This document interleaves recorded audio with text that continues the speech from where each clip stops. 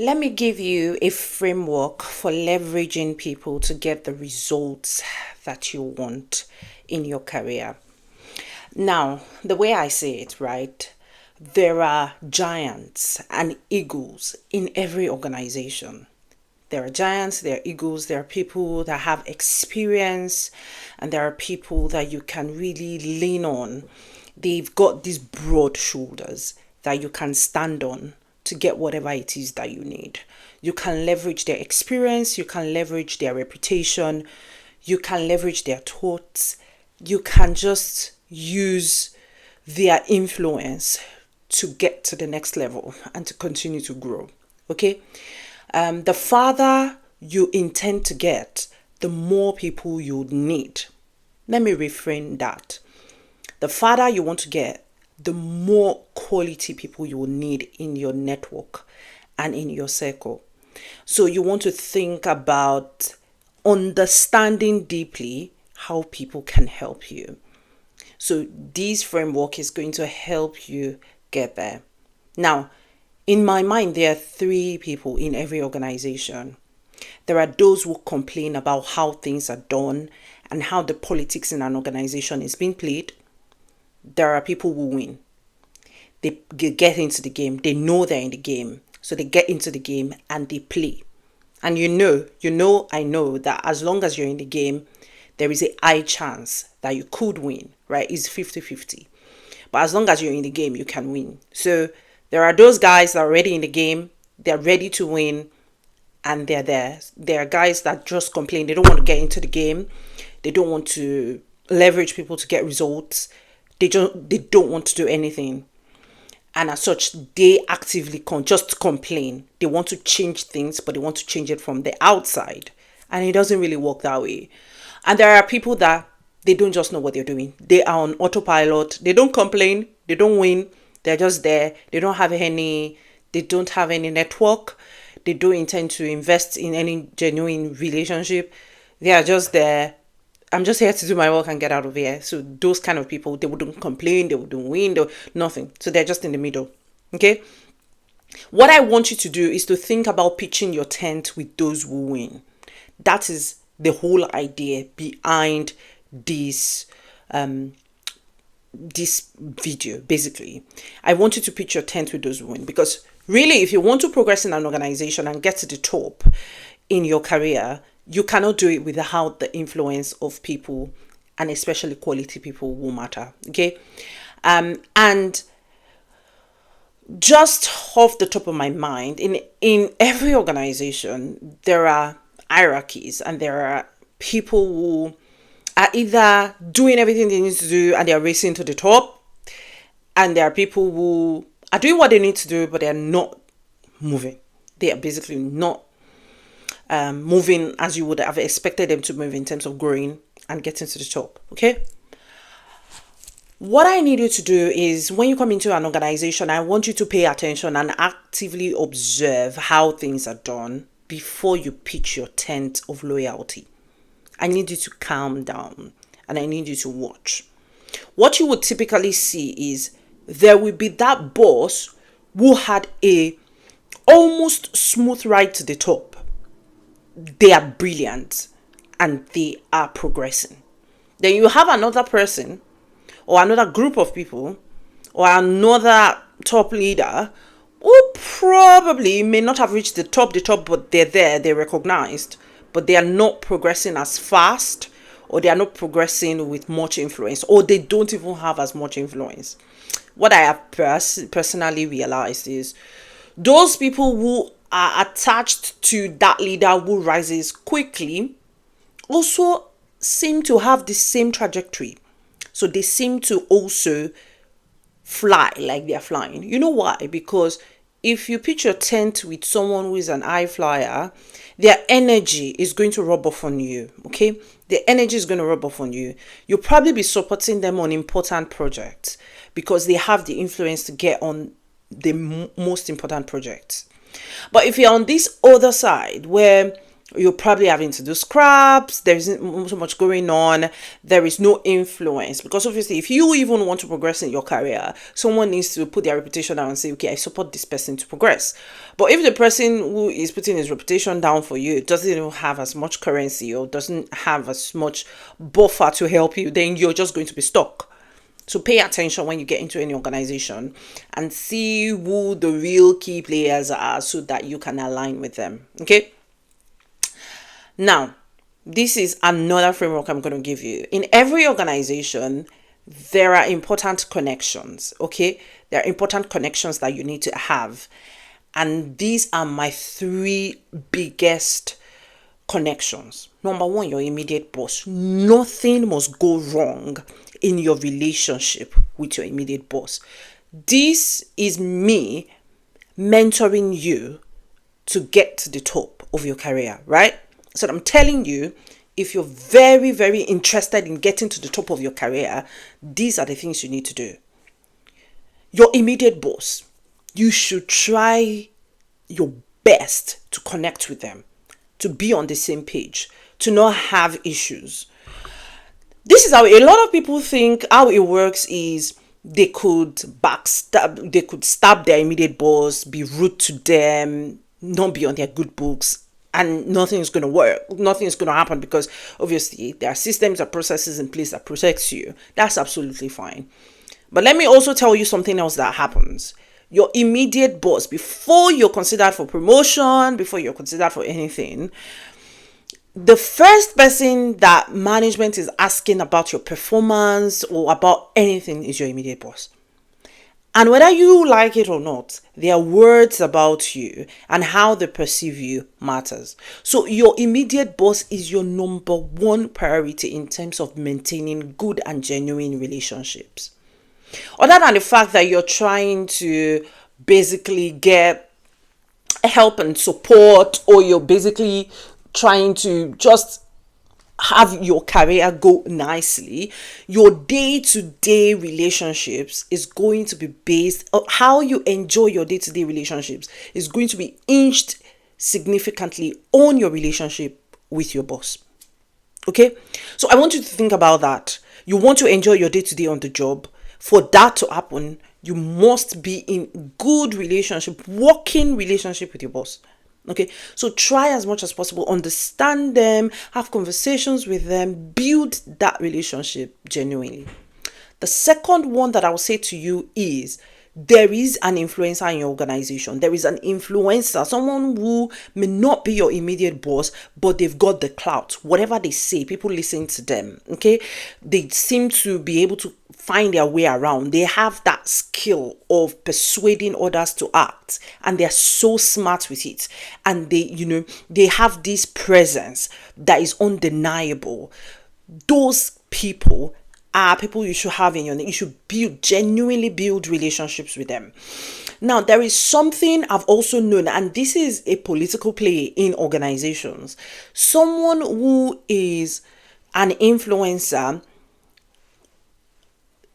they are usually seen as toxic, or they are usually seen as someone who is doing too much, or they are usually seen as someone who has too much power, that sort of deal. Now, that is a dramatic play you should not necessarily be involved with.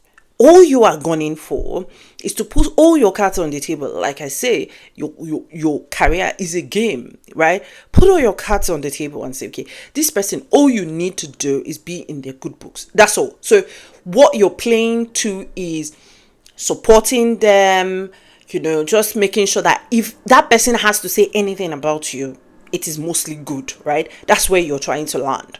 So every other conversations around the drama, and you just remove yourself from that situation. Okay, now when you get into a new organization, in a new team, there will be those, especially the complainers, who will necessarily not like the influencer, who will tell you to avoid the influencer. That is not an advice you want to take. Okay, so this is me telling you the advice you want to take is that you should build genuine relationships with the influencer in your organization. Do it because you need it for your progression. Okay. The last one is the decision maker. So there is that person who signs off on anything, on you progressing, on you moving, cross movements within teams, anything. There is that person who makes the decision. So you need to find who that person is. Now, depending on your situation, the influencer may be your immediate boss and may be the decision maker. I mean, it depends. There may be three separate people. There may be two separate people. It may be one in all. It doesn't matter. As long as you are identifying who these people are and you are genuinely taking your time to invest, okay, in those relationships. Now, a lot of people think that investing in relationships with people mean you have to go out of your way, do things for them, break your back. No. Now, with these people, it's as simple as seeing them in the office on the floor and saying hi to them and just saying, hi, how are you? Good morning. Do you feel good today? How's your weekend? As simple as that. Nobody likes to be ignored. If they already have that energy, they already have that influence, don't make them chase you. You go to them and recognize that they have that influence. And by your mini actions, show that you are on their side. That's all that needs to happen, really. Okay, another thing is, find them when you find them in the coffee area or in the break area, or they're trying to go for lunch. Ask them, oh, do you want to get coffee? Can we get coffee together? Or go with them? Whatever that is, have lunch together, have little chats with them. Just be careful though, because if someone has a lot of influence, you also want to be careful the kind of conversation you have with them, because you don't know the kind of rooms they have access to, and you will not be there. So you also need to be careful from that perspective. Okay. So and there are other ways that you can sort of put yourself out there to show your loyalty to people. And one of it is genuinely asking them if they need help and how you can support them, and going out of your way to support them. And that's basically you showing initiative to help them. Okay. You can also provide answers if you have it to ease their burden. So for instance, they could do something by themselves, but you're just basically helping them get the answers, or arranging or facilitating other people to help them get the answers. Okay. Another thing is, I want you to understand simple social cues and be emotionally intelligent. There are sometimes you want to have conversations with someone. It's not just a good time. So for instance, maybe their own boss is putting a lot of pressure on them at the time. Maybe they're in a very tight time space, or they're trying to race for a deadline and all of that. That's not the time to start having conversations that is not very important or urgent at that point. So you want to also think about that. Avoid conflict as much as possible. If someone has done something and you do not really like what they have done, I am for approaching them personally, but the first place you're approaching them is not over a chat to say, oh, I don't like what you did. No. Avoid conflict, but that does not mean that you cannot still say how you feel. So the best way for you to do in times like that is to reach out to them, take them out to a very nice, lovely place and say, oh, by the way, state the facts. Don't be emotional. Just say, oh, by the way, there were some meetings that I thought I would have been invited to, but as of now, I've not been invited to those meetings. I feel like if I don't go to those meetings, I will not have updated knowledge to be able to carry out these tasks. So I was hoping if you will be able to, bring me along with those meetings, add me to those meetings so that I can be part of it. That will also help me be better at the work that I do and all of that. Rather than saying, oh, you're knowingly not inviting me to those meetings because you don't want me to know what's going on. Those are two different things. Okay.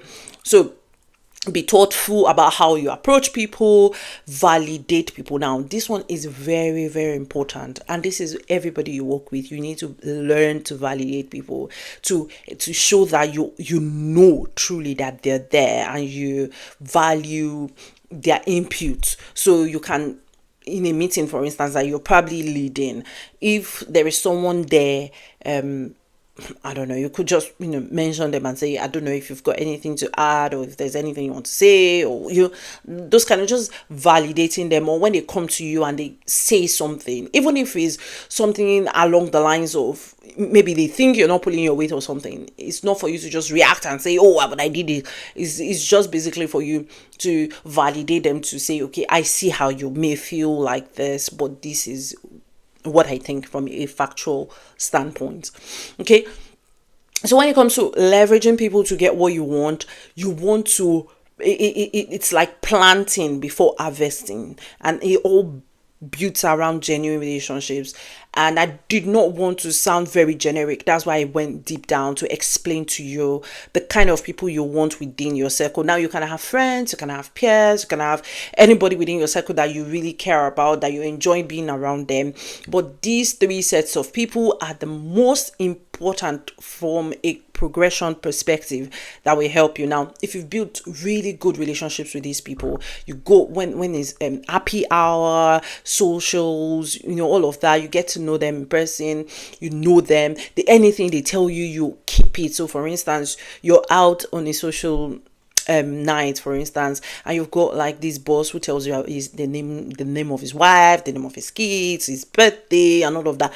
Make sure that you're actively listening, you're keeping those things, so that in a scenario, you just mention that name, or you just remember their work anniversary, and you send them that email, and they're like, oh wow, I did. How did you know? Yeah, I mean, because they would have forgotten that they mentioned all of those information. They've said those things to you in time past, right? So you want to, invest ahead of time, because definitely you're going to need these people. 100% you're going to need them. So you want to invest ahead of time, and this is what you need to do. Now, I'm going to drop this as an additional point for you.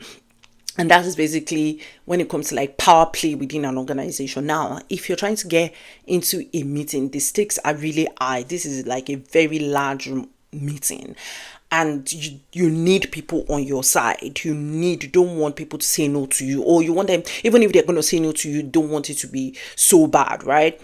This is what you need to do. You need to do pre-meetings.